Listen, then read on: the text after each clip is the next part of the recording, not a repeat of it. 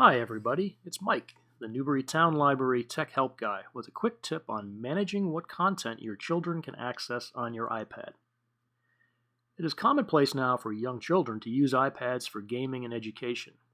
In most cases, those iPads are also used by their parents or older siblings. One concern I frequently hear from parents is their worry about what their children may encounter when browsing the web, especially when they are unsupervised. They also worry about what apps, movies, and music their children may download. The good news is that you can directly manage what your child has access to and feel comfortable when they are using their device, even when you aren't around. Managing content and access on the iPad is done through a setting called restrictions.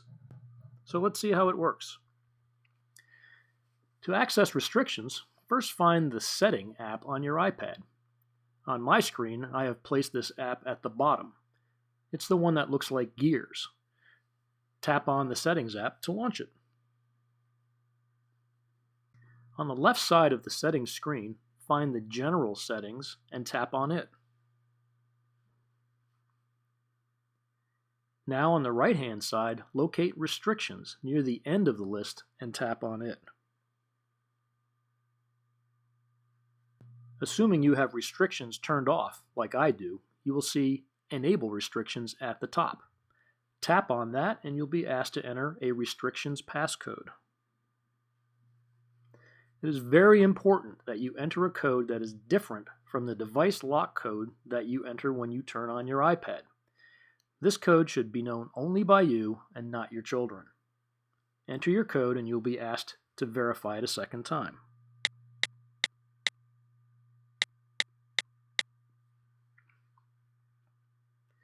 Now we can proceed to change some settings. The top section, highlighted here, has a number of green switches that allow or deny access to certain apps. If you turn a switch off by sliding it to the left, your child will not be able to use the app at all.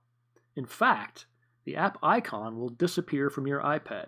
To demonstrate this, let's go back to the home screen and locate the Camera app icon. Here it is in the lower left. Now let's return to the Restrictions setting.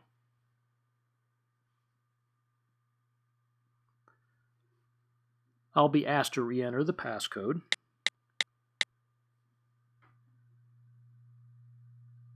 Now, if I turn off the Camera app like this,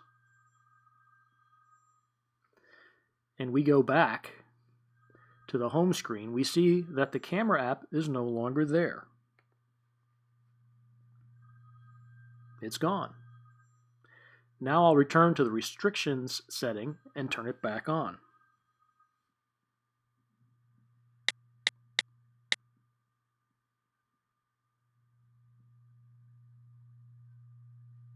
You can do this for any of the apps listed. In addition, you can control whether or not your child can install, delete, and purchase apps. Scrolling down the screen further, we come to the Allowed Content section. Here you can fine-tune each of the content areas in a way appropriate for your child. As an example, let's tap on Movies and change the rating of movies we want our child to see. By default, all categories are checked. If I only want my child to see G-rated movies, I'll tap on the category I do want my child to access, which will turn off the others. Note that the restricted movies now turn red. You can repeat this procedure for all of the remaining content categories. The next section is called Privacy. Here you can control what your child can share with others. As an example, let's tap on Photos. The list of apps you get here depends on your particular iPad and which apps are installed and have requested access. You can individually turn on or off any of them. A typical case for this is when you want your child to be able to use the iPad camera, but prefer they don't share any photos that they've taken with other apps like Facebook and Twitter. Going back to the Restrictions main screen, the last two categories are called Allow Changes and Game Center. These are self-explanatory, and I encourage you to look through them. While there are many restrictions to manage here and it may seem overwhelming, it is worthwhile to spend the time to understand and control access to the iPad. The ability to fine-tune these settings will allow you and your child to have the best experience possible and change that experience when appropriate. That's it for today's quick tip. Please check back for more quick tips on the Newbury Town Library Tech Help Facebook page. Also be sure to take advantage of Tech Help Wednesday, where you can get one-on-one help from 12 to 2 p.m.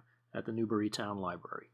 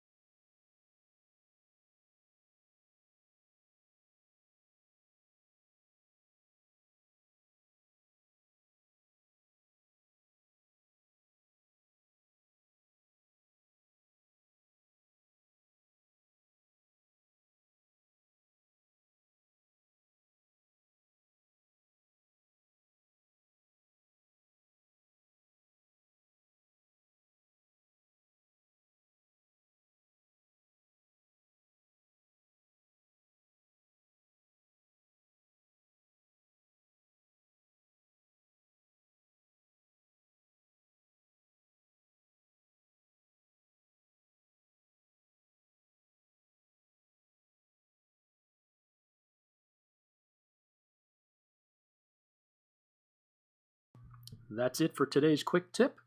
Please check back for more quick tips on the Newbury Town Library Tech Help Facebook page. Also be sure to take advantage of Tech Help Wednesday, where you can get one-on-one help from 12 to 2 p.m. at the Newbury Town Library.